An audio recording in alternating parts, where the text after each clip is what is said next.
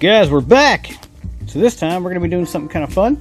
We're going to be changing out the factory intake here and putting on an ETS one. So here's the parts the ETS sent me. Right, Brian? That's right. And so we got this giant freaking air filter. Look at that big ass opening. This is massive. And then got couplers with some clamps. Got this nice MAF tube, which is actually pretty nicely made. Pretty cool. Then they give us this insert that I think is supposed to be the same size as the stock one. That way you don't have any mass airflow readings that are incorrect. We're going to be testing that theory though, do a little bit of measuring and see if that's right.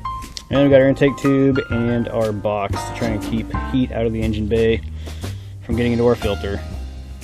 So first we'll be taking apart the factory intake and we're going to take some measurements of that one.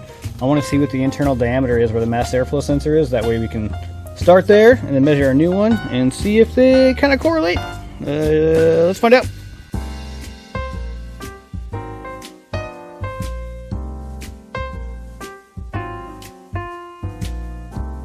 Alright guys, so let's talk about why we are going to measure the differences in tubing size. First of all, the reason why it matters is because ETS claims that you don't need a tune with their intake. And we're going to find out if that's true. So what determines whether or not you need a tune for your intake has a lot to do with the size of the mass airflow sensor housing. And that would be right here in the stock box.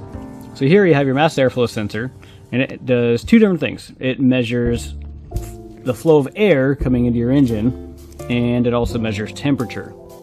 So every manufacturer has their own kind of mass airflow sensor design, but in general they have basically a little platinum hot wire, and that platinum hot wire has current running through it. That wire is set to a certain resistance, and as the current flows through it, it gets really hot. Now as airflow passes over that wire, it cools down, and as it cools down, resistance goes down as well.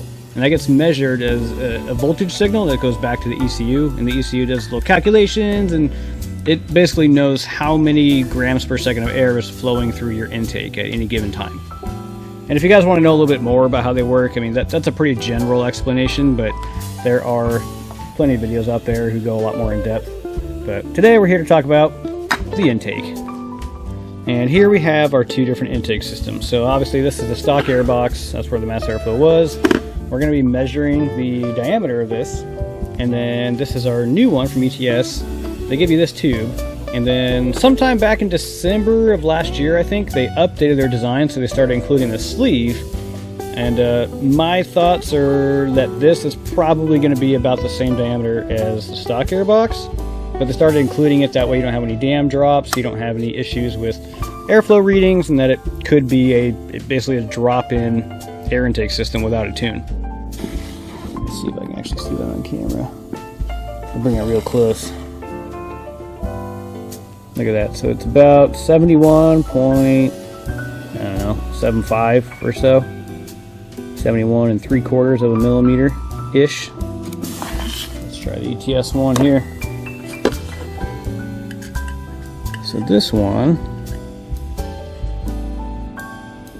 it's actually about 72.34. So actually very close to the stock airbox.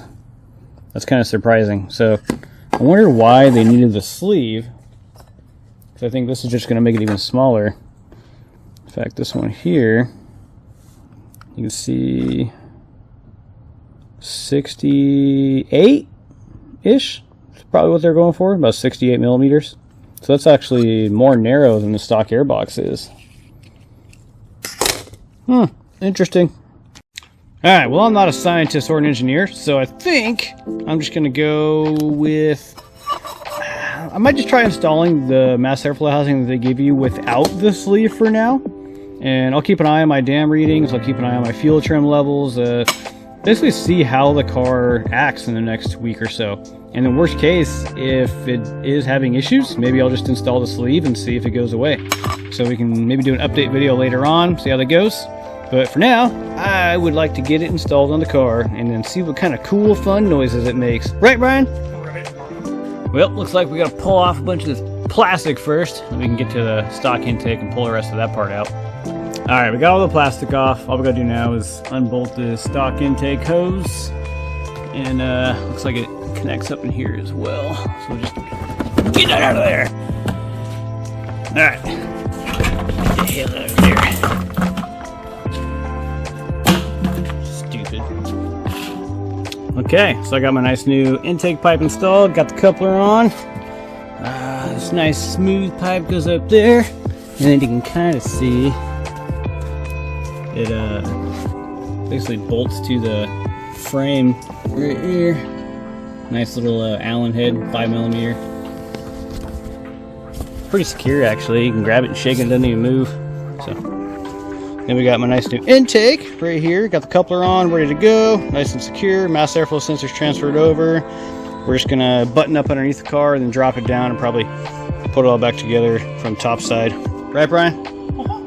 Alright, so real quick, as I was putting this plastic under tray back together, I noticed that they incorporated something new. They got this little air duct right here, and it is functional. It actually goes all the way through and comes out right up here.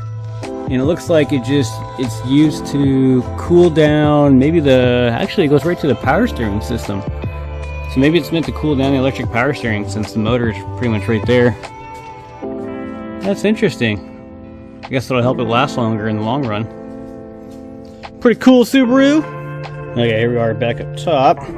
I cut the little piece of tape off of the mass airflow sensor wiring just because it was holding it a little bit too tight. I don't think we had enough space. So I'm gonna go ahead and try and get this down on here. I'm gonna have to use both hands though, because there's a little hard to do, you know. Right, Brian? You're right, bro. Thanks. Got the air filter on. Got the clamp nice and tight. Got this new bracket installed. Gotta put the air box on now. Let's see if we can do it with one hand too. Yeah, something like that. Cool. Got it all on there. Got my 12mm bolt here, 10mm down at the bottom, and another 10 on the side. It's pretty much all complete. I mean, all we gotta do now is grab the air box here. Oh my god, you know how nice that was? I was able to just easily put that in place, whereas like all the previous generation ones were such a pain. You'll know if you ever installed a Cobb airbox before. Alright guys, so installation's complete, got it all back together. We're about to go drive it now and see how it sounds, but my initial thoughts about installing the intake was it wasn't that bad. It's actually pretty easy to do. I mean, I've done a lot of intakes on these cars, so I mean, for me, maybe it's easier. Some other people, maybe not. Obviously, if you need any professional install, let me know. We'll get you hooked up over here at the Mod Garage, and let's go see what it does. So I decided to throw one of their stickers on there. I think it looks pretty good. Let me know what you think. Alright, so one thing I will say with this intake is it's not as loud as I expected. I think it's just I'm used to hearing the VA chassis. When you put an intake on those, the suction is a lot louder, like when you're getting into boost. Whereas this car, it's a lot quieter. You don't really hear the suction so much. But if you get on it, you can definitely hear some intake noise, and you can hear a little bit of the psh from the bypass valve. Here, I'll show you. I'll put the camera over here a little bit.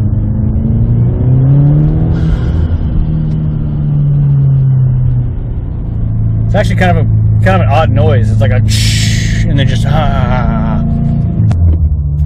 It also sounds kind of cool though. Hold on, wait for this guy. Get the hell out of my way.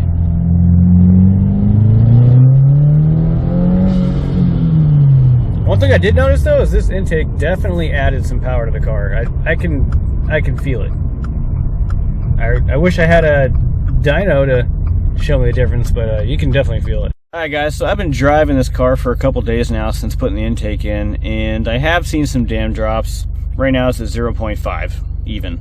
The lowest I saw was like 0.438 I think, and it did go back up, I want to say yesterday, to like 0.8, so it's kind of been fluctuating up and down, but it definitely has not gone back to 1. So we're gonna throw that sleeve in there, and then we'll see what it does after. Hopefully that'll fix the issue. I mean, that's what it's for, so it should work.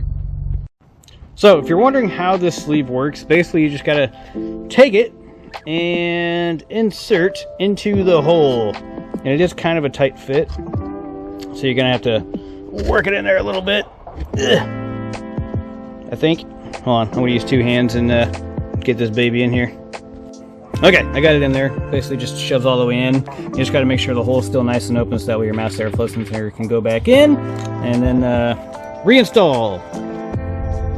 Okay, so quick update. I just got home. On the way home, I got into boost a few times, and fuel trims look great.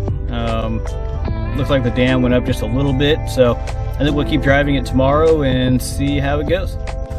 Alright guys, so like update 43 or something. Ever since I put that sleeve back in, it's been great.